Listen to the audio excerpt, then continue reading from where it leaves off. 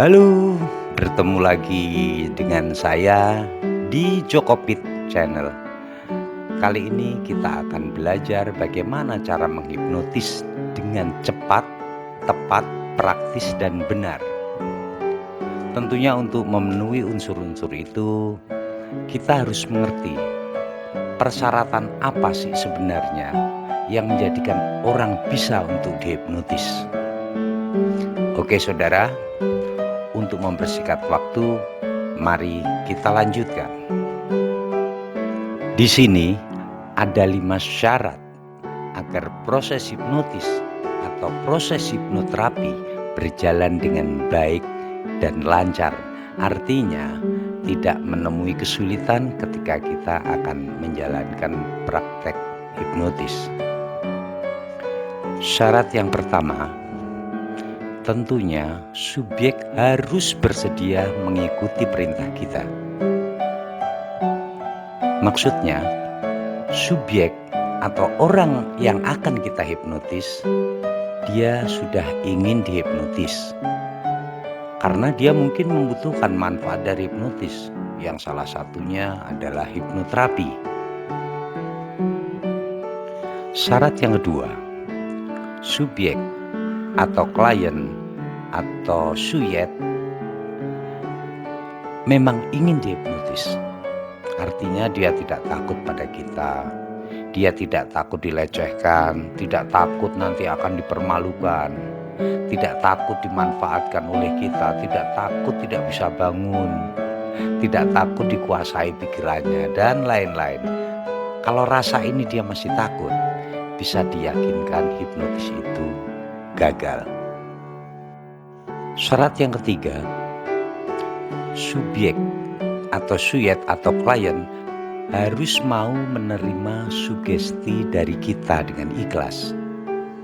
Maksudnya adalah karena hipnotis lebih mudah dipraktekkan kepada orang yang mau membuka pikiran dan berpikir positif terhadap hipnotis, maka diperlukan orang-orang yang mau membuka pikirannya dan mau dengan ikhlas menerima sugesti kita.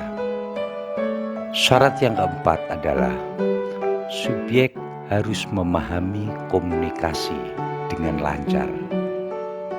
Artinya dia tidak tuli, artinya dia bukan anak yang idiot. Maksudnya jika subjek tidak memahami komunikasi yang disampaikan oleh sang ahli hipnotis, maka akan sangat sulit dipandu untuk menerima proses terapi. Karena dia harus memahami apa yang kita katakan.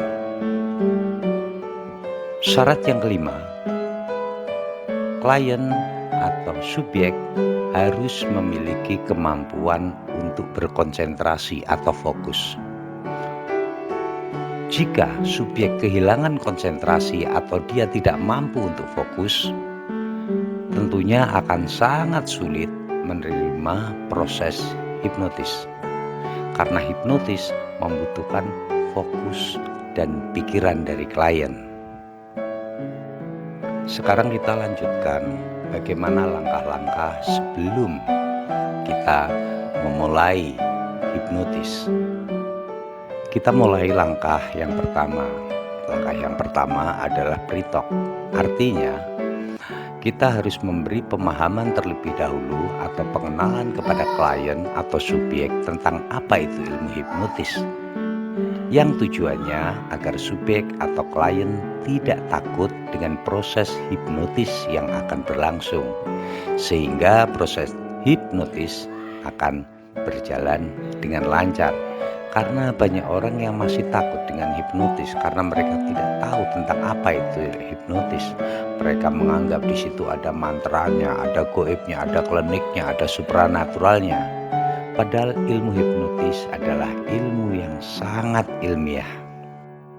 Selanjutnya kita masuk ke langkah kedua, yaitu uji sugesti.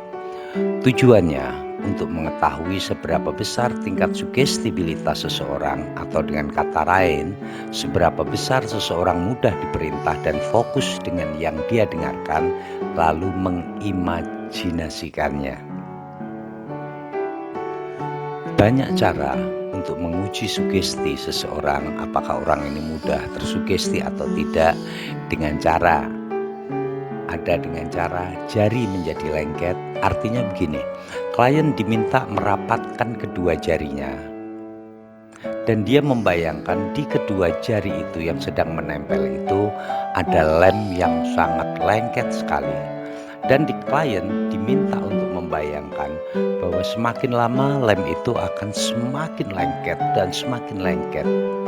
Jika klien atau subjek merasakan bahwa tangannya benar-benar lengket, maka selanjutnya kita tinggal lakukan induksi yang akan kita bahas selanjutnya. Apa itu induksi? Oke, atau dengan cara klien diminta untuk menutup mata.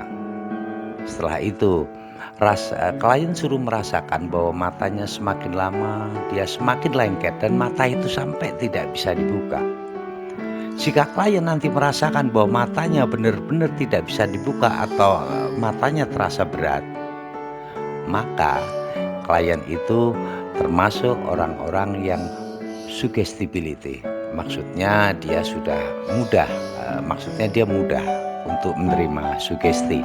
Jika kita menemukan klien yang sudah seperti ini, tinggal kita lakukan induksi yang akan kita bahas selanjutnya.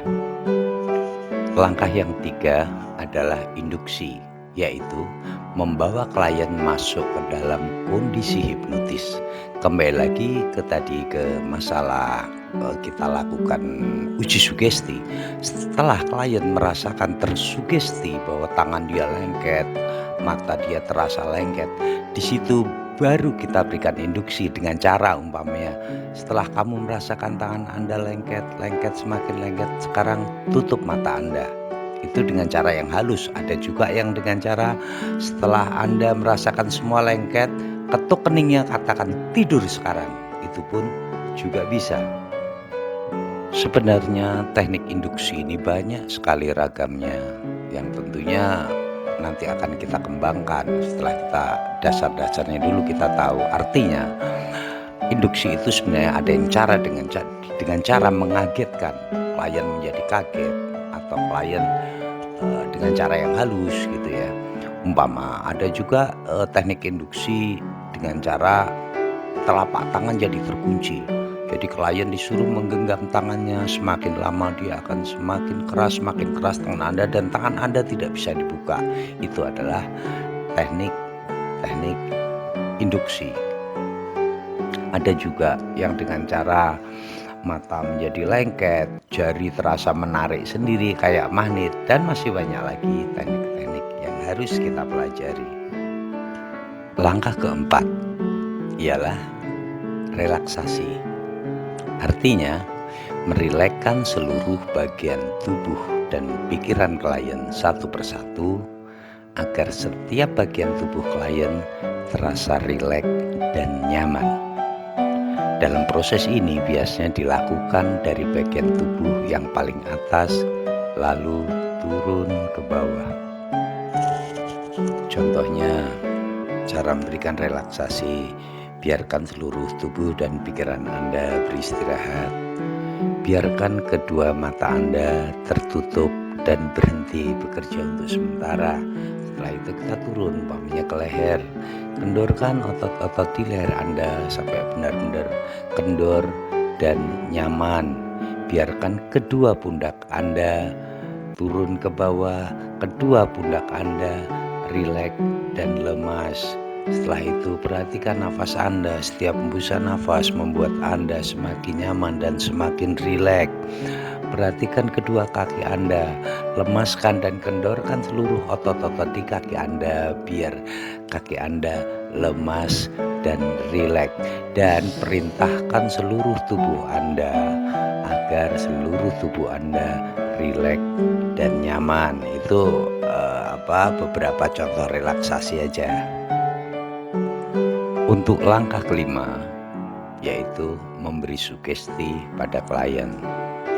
Sugesti yang kita berikan harus sesuai dengan apa yang dikehendaki klien untuk sebuah perubahan yang klien inginkan. Tentunya ini adalah pemberian sugesti untuk hipnoterapi. Jadi sesuai keinginan klien, ingin menjadi apa, ingin berubah seperti apa.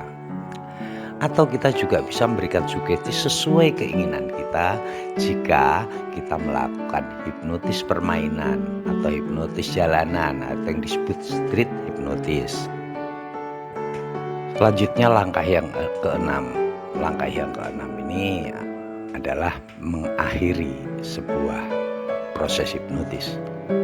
Katakan pada klien bahwa proses hipnotis telah selesai. Minta klien membuka mata secara perlahan.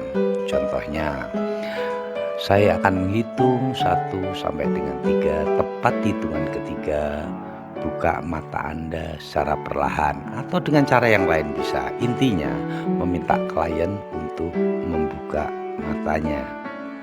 Kita akan bertemu pada episode yang kedua atau part 2, yaitu tentang video-video hipnotis dan bagaimana cara mempraktekkan teori yang sudah kita jelaskan semua ini. Baik, terima kasih saudara. Sampai jumpa lagi nanti dengan saya Joko Pit pada episode berikutnya.